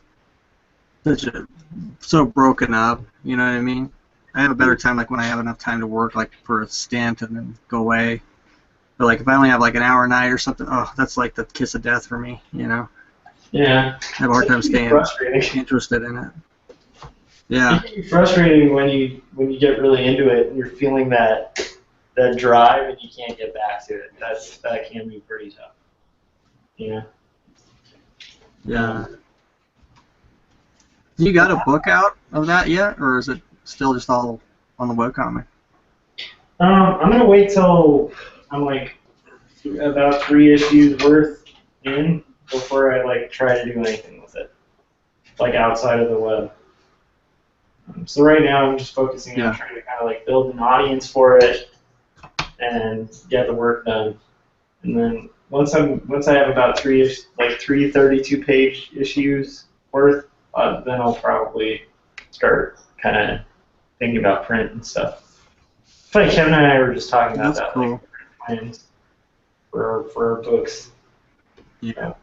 Because you gotta kind of have like that, you know.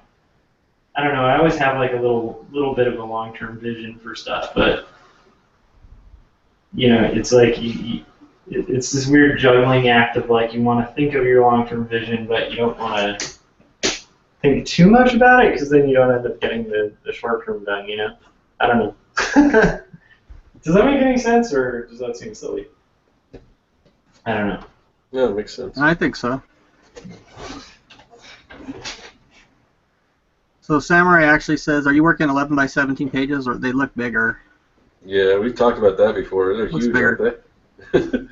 These are 19 by 24. So. Wow.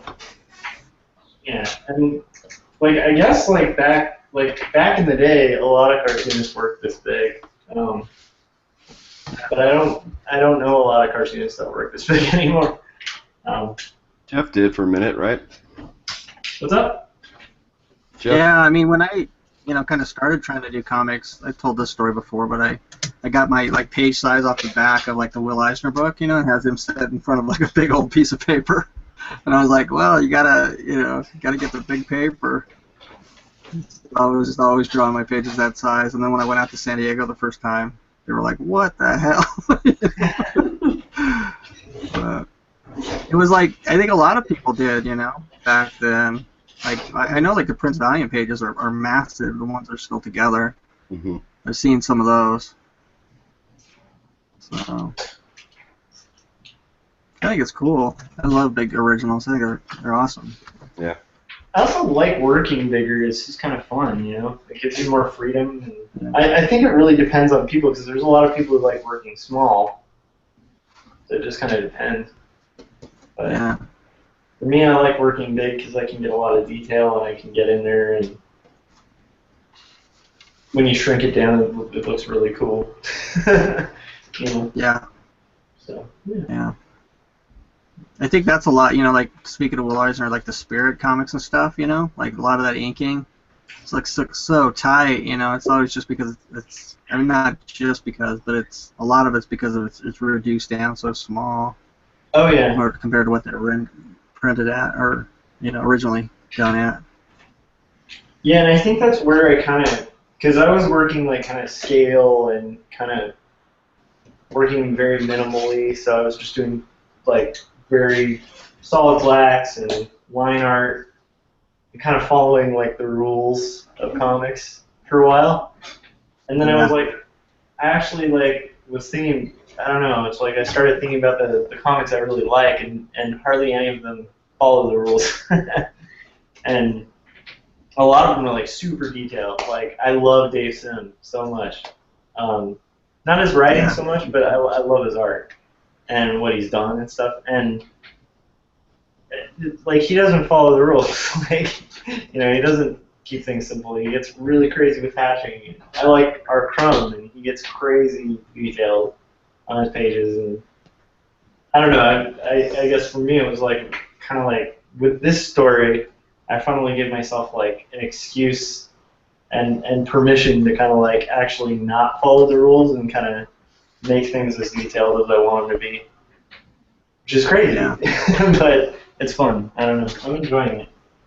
But I mean, like, I look at like, some of your paintings and art and stuff. That's like, I think you spend a lot of time on detail as well. So it's like, like you have crazy detail in your illustrations and stuff. It's insane.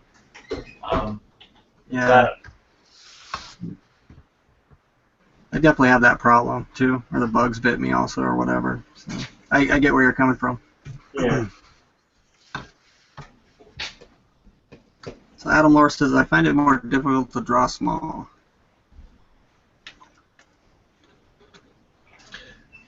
Yeah, I was going to do some sketch cards for that Fan Art Friday, and I'm like, I don't know if I want to draw them that small. I think we're going to go up to, just bump it up a little bit to like a, I don't know, 5x7 or something like that. I know, I'm doing a sketch card. I haven't done one for like the longest time, and boy, it's like I got all my super sharp pencils busted out. And yeah. It's hard, when you're not used to it. It's like, there's not very much area. Yeah. Is that a commission, or what sparked you to do a sketch card? It's a commission, yeah.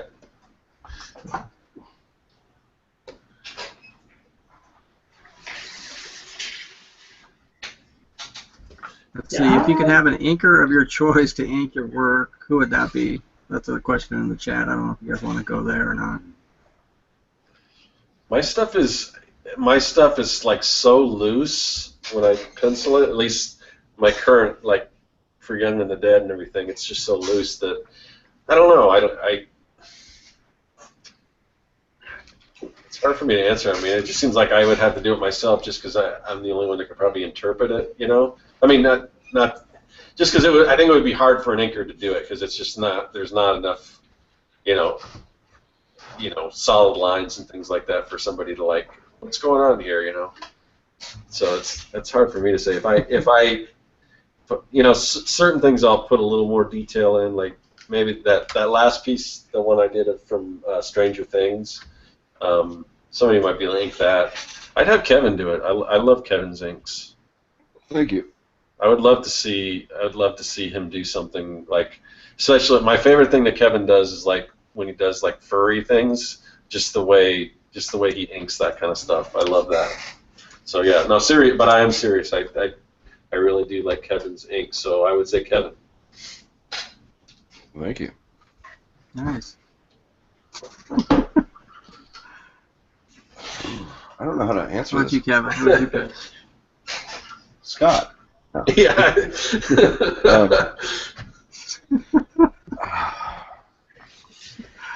I don't know. You know, like I want to say like Terry Austin or Mike Royer or somebody like that, just because that's what I grew up with, you know, and that's like sort of the inks I like, I guess, from mainstream comics anyway back then. But I like inking my own stuff so much that I don't, you know, unless it was like I was getting paid a lot of money and suddenly had all these deadlines, I don't think I'd want to pass over the inks, to be honest. Now, coloring, if anybody wants to flat these pages, that would be great. Yeah. I'm all for that. But I don't know. I really like inking, and I don't know. I think it's too hard for me to answer because I don't want anyone to ink it really. It's just to me like my pencils and inks, they go together as a you know, it's like they're not done when I pencil to enough. I mean, they're done. I don't know. It's just not done to me. That when I pencil a page, that just means I'm halfway done with the work. You know, I've never thought of like, oh, I want to pass this on. Yeah. I totally get that. What about you, Josh? I'm pretty much like 100% in the same boat. Like I enjoy inking so much, and I'm like half the draw of indie comics is the fact that you can kind of do everything, and that's appealing. But there's a ton of inkers that I love that work in all sorts of different styles, but I just, handing off inks would be a really difficult one for me. Yeah. I don't know. Yeah. I've thought of like there's artists that I would like to write a Monkey Mod script for and to have do. You know. That'd be cool. Like in Fantasyland, Walt Kelly would be great. But one of my favorite cartoonists that's living still and quite alive is Roger Langridge, and he actually did do a Monkey Mod drawing. Did he really? That's cool. Yeah, it was freaking awesome. That's awesome. Yeah, it was based on this Who album where I can't remember the name of it now for some reason. When they're still kind of mods, and there's a cover where they're all like doing like an ad for a magazine, like Zit Cream and Baked Beans and stuff like that. And Roger mashed all those up together into like one big ad where Monkey Mod was hawking beans and deodorant, and like he's laying in a bathtub full of beans while he's putting on deodorant, and I can't remember what else is on it, but it's so good. And I just looked at it and I was like, God, I wish I could just write this now. Yeah. Have him do the art. Have you seen his Muppet stuff? Oh, of course, yeah. Oh man, it's so good because it's like the characters. They're. I don't want to say they're on model, but they sort of are. But it's still got his like style to them. But there's still so much the character. I mean, it's just, it's like I would love to see that like animated. You know, it looks so cool. Yeah, I've got some original stuff from Roger.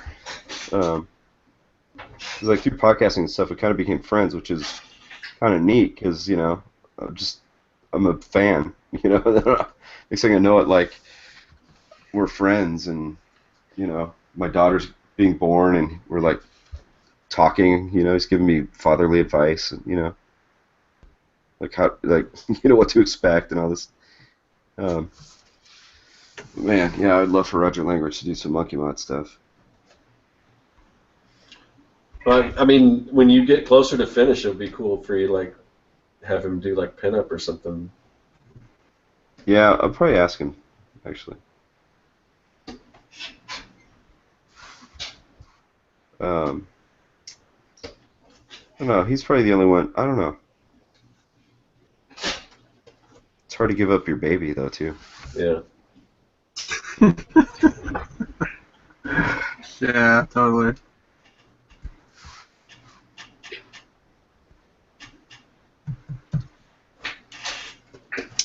And there are a lot of awkward pauses on this one. Yeah.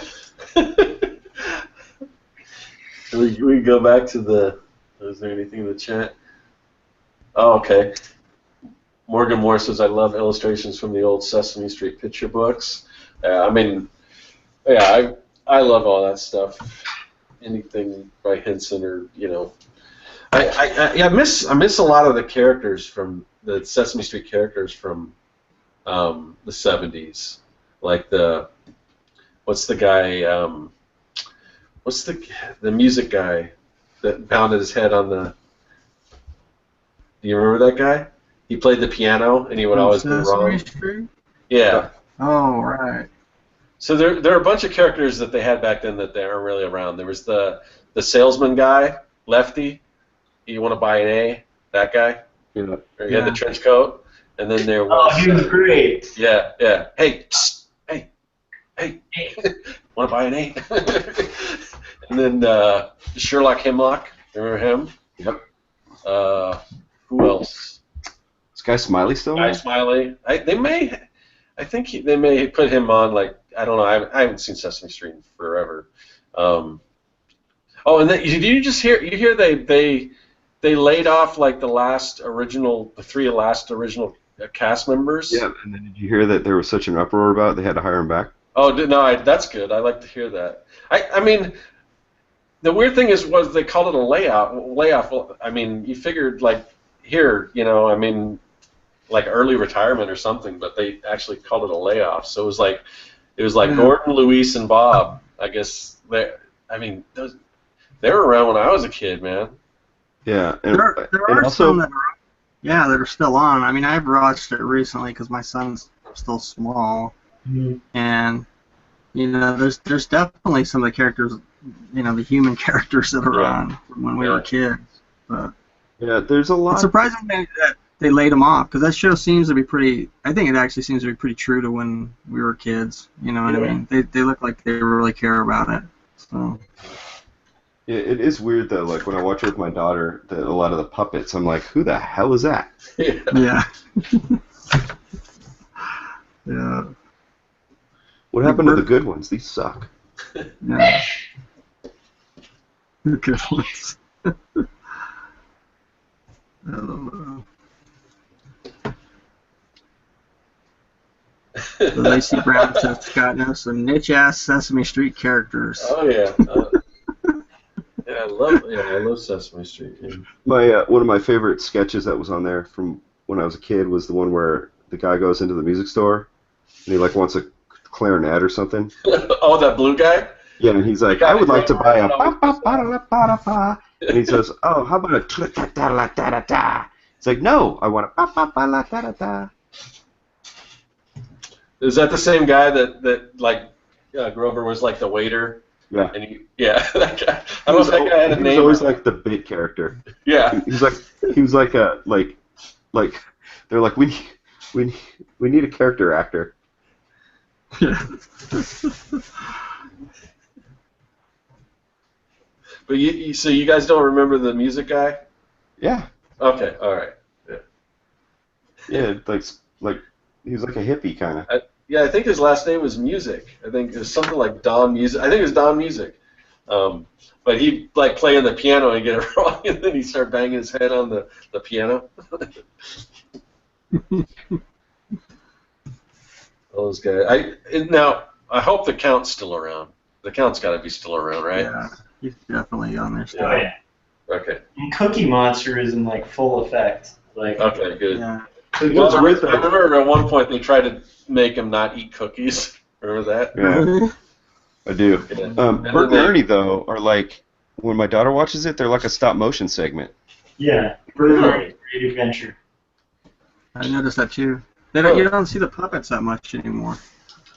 Oh, the Yip Yip aliens. Yeah, I like those guys too. Oh, and the Tweedlebugs. They have Tweedlebugs anymore? Or Tweedlebugs?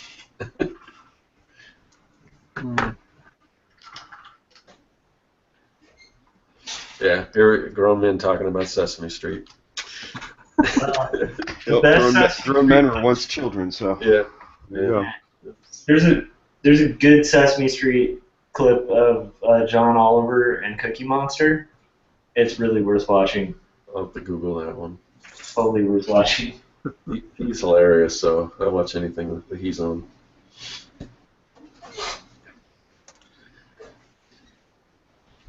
Well, I don't know. We've been going for almost 2 hours, I think. Yeah. You guys want to wrap it up? Yeah. So, if anyone, I was just going to say, if anyone does happen to find themselves in the LA area between now and when, Kevin, do you remember? How long is that exhibit running? It's until November or something. Until November. I don't know. Exactly. Or if you happen to be in Toronto, I think that's where it's going next, and then it may go somewhere after. Let me see. In this, I don't know if it says in the book, because it's like a. Are you coming to Denver? Or maybe it's not Toronto. Maybe it's Ontario. And then it says, because I'm looking at the back of the book, and it says also MIA, which is the Minneapolis Institute of Art. So if you happen to be in Minneapolis, it may go there too, I'm guessing. But it's called Guillermo del Toro at Home with Monsters. Inside is films, notebooks, and collections, and it is an amazing show. So I'm so glad that I got a chance to see it. Yeah. I'm gonna go again. Yeah. And Josh, you definitely got to go. And then if you can't go, check out my video, and then when Kevin comes out with his video, you can check that one out too. I already watched it. It just made me want to go even more. It's a good video, though. Yeah. Well, there's a few clips and stuff in there that Kevin took that I don't have, and then I gave him, and then I took some footage that he's going to use too. So there's some good stuff in there. But yeah, so yeah, it's kind of fun to talk about our dream collections and things, and then Yeah, of course. After we get off the air, I'm gonna be like, oh damn it. Oh yeah, yeah. Like, well, even as we went on, there were like things that I didn't think of that were like, oh yeah. So anyway, let's see. Kevin, where can everyone find you on the interwebs? Hey, subscribe to me on YouTube at youtube.com/KevinCrossArt, and all the links to all my stuff is under all my videos. And Josh? Yeah, you can subscribe to me on YouTube at youtube.com/Joshua Kemble, and I think you can also or you can do Polly Nothing, but the link will be below. And yeah, all the links to everything else are there. And Jeff? JeffLafferty.net, that's my website. You can find everything I do there. And what about the newsletter and all that? All right. Man, I totally spaced that out. That's why I forgot that. That's why I said you for that. I was wondering. I'm like, what? What, am I invisible? Everybody should sign up for the newsletter because the show rotates between my channel, Scott's channel, and Kevin's channel. So it's just an easy way to keep up with it. Sign up for the newsletter. I send out a little blast like about 10 minutes before the show starts. It says show starting. And that's it. And the link is down in the description. So do that. All right. Yeah, so you're on my channel, so you probably know where to find me, but if you want to find me on other places on the internet, it's pretty much Serkworks everywhere. If you haven't seen that video, the one at Del Toro, I'm not just telling you because it's on my channel, but not because it's me, but because there's just really a bunch of cool stuff on there. You guys should check it out. So. Oh, also, I didn't get to watch it yet, but so I don't know if you did this. Scott and I had a conversation about the difficulties of vlogging in public, and so we kind of challenged ourselves to do that. Yeah, I was surprised because when I forgot I was doing it. While I was doing it, I got into it. And I'm like, wow. Yeah. I think it helped because you were there. Yeah, but totally. By myself, yeah. I think you might have been a little self-conscious because you were like, I think you noticed people were looking at you. But once I started talking, I was like, I didn't even think about it. But yeah, I mean, that's tough to do, man. But I think we should try to do that more often because I just always like, I was watching Gazbot's videos where he does the thing at the end where he tells how many days are left, and he's like totally in public and he's like yelling. And then he did one where he was in Toys R Us, and it seemed like he was yelling at the top of his lungs. I don't know. Yeah, maybe I'll get to that point sometime. I don't know. But anyway, yeah, it's super fun, and like I'll wait for Kevin's video to come out because he's got some other cool conversations and stuff we had. So it was awesome hanging out with you, by the way, Kevin. So. Yeah, for sure, man. That was awesome.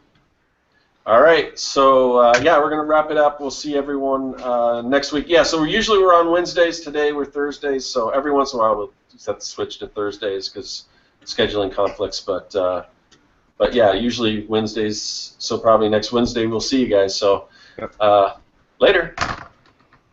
Goodbye. Bye, guys.